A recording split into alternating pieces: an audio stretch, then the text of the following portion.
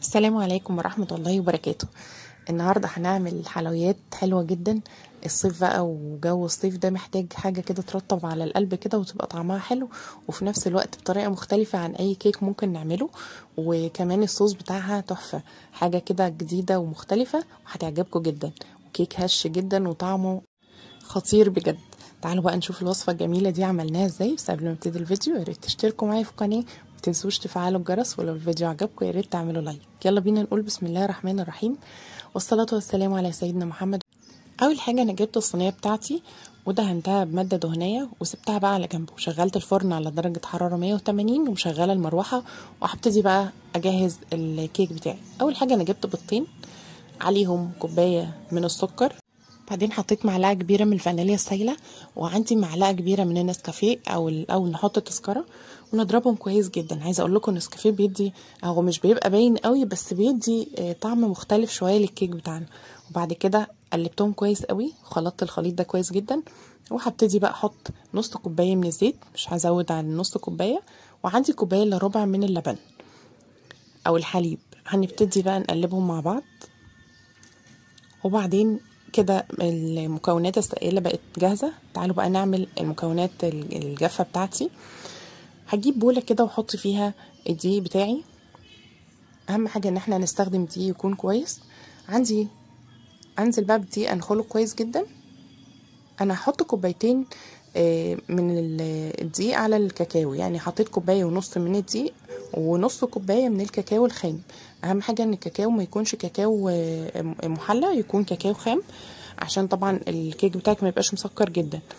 وكمان الكاكاو الخام بيدي لونه بيبقى اغمق شوية، فبيديك نتيجة حلوة عن الكاكاو المحلى. وبعد كده جبت النص كوباية من الكاكاو، برضو هنخلهم كويس جدا مع الدقيق. بعدين احط نص معلقه من البيكنج باودر، وبعدين ربع معلقه صغيره جدا من الملح، وهقلبهم كده مع بعض كويس جدا مع الدقيق والبيكنج باودر عشان الخليط كله يبقى فيه بيكنج باودر. بعد كده حطيت نص معلقه صغيره من البيكربونات الصوديوم، وهحط عليهم معلقه من الخل. خدتوا بالكم الفوران اللي حصل ده بيساعد الكيك برضو ان هو يطلع هش جدا. وبعد كده بعد ما حطيت الخطوه دي، عملت الخطوه دي وقلبتهم، حطيت ربع كوبايه كده من الميه الدافيه، اهم حاجه تكون دافيه، دي برضو بتساعد الكيك ان هو يبقى هش جدا. كده الخليط بتاعي اصبح جاهز. هبتدي بقى اخدها اصبه في القالب واحطه في الفرن على درجة حرارة 180 لمدة نص ساعة. بعد كده تعالوا بقى نعمل الصوص اللي فوق ده. اول حاجة انا عندي كوباية من الحليب المحلى المكثف اللي احنا كنا عاملينه، وبعد كده عندي كوباية من القشطة او وش اللبن، اي حاجة متوفرة عندك، ممكن نجيب علبة قشطة وممكن نحط وش اللبن. وبعد كده عندي الكاكاو بتاعي، نص كوباية كده من الكاكاو الخام، وقلبه كويس جدا بالشكل ده.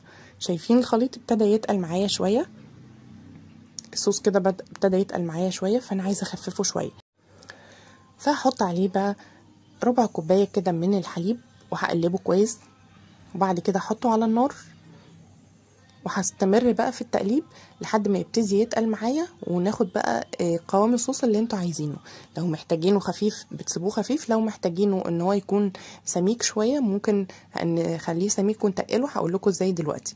بس تعالوا بقى نعملها خطوه بخطوه كده. هناخد بقى الخليط دوت او الصوص ده، نحطه بقى على النار كده، على نار تكون هاديه شويه، ونبتدي نقلبها. هنستمر في التقليب بقى واحنا بنقلب كده. هنشوف بقى قوام شايفين، عايزه اوريكم بس، شايفين اللمعه بتاعه الصوص بقى شكله عامل ازاي من غير ما نحط زبده ولا اي حاجه خالص، لاننا طبعا كنا حاطين القشطه، فكده كده هتحسوا ان هو يعني غني كده وطعمه حلو جدا. بعد كده حسيت ان هو خفيف شويه، اخدت معلقتين من الحليب واحط عليهم معلقه كبيره من النشا، اقلبهم بس كويس على البارد بالطريقه دي. وبعد كده اخدهم بقى احطهم على الصوص بتاعي على النار. اهم حاجه ان احنا نحطها كل ده يبقى على النار. هنحط بقى على النار كده، وبعد كده ننزل بالمعلقتين الحليب بالنشا، واسيبه بقى يربط معايا. ممكن بقى في المرحله دي نزود مكعب زبده، لو انت حابه ان انت تخليه اغنى شويه ممكن نحط مكعب زبده بيديله برده طعم حلو جدا، بس انا هكتفي بالقشطه فمش محتاجه ان انا احط زبده. اقلبه بقى كويس جدا بالطريقه دي. الاول ما نحس ان هو ابتدى يتقل كده شويه، خلاص كده بقى جاهز عندي. هبتدي بقى اطفي النار واسيبه بقى لحد ما يبرد شويه، لحد الكيك بتاعي ما يخلص. كده بقى قوامه كويس حلو قوي. شايفين القوام ما شاء الله. كده الكيك بتاعي بقى جاهز وطلع من الفرن. هبتدي بس بالسكينه كده، عايزه اشيل القشره اللي فوق دي عشان الصوص بقى يعني يتغلغل كده جوه الكيك ويدينا طعم حلو جدا. ممكن في المرحله دي نسقي الكيك وممكن ما تسقوش، يعني ممكن كده كوبايه، نص كوبايه من الحليب كده نقلب عليها شويه كاكاو خام وشويه سكر ونحطهم نسقي بيهم الكيك، وممكن ما نعملهاش. بعد كده بقى انا ما عملتش كده، وبس حطيت بقى الشوكولاته بتاعتي او صوص الشوكولاته ده على الوش. بس اهم حاجه ان الكيك نسيبها يبرد خالص قبل ما نحط صوص الشوكولاته، ونزين بقى باي طريقه حابين تزينوا بيها. انا زينت بسوداني وجوز هند وزبيب، ممكن انتوا تحطوا اي حاجه تانية حسب ما انتوا بتحبوها.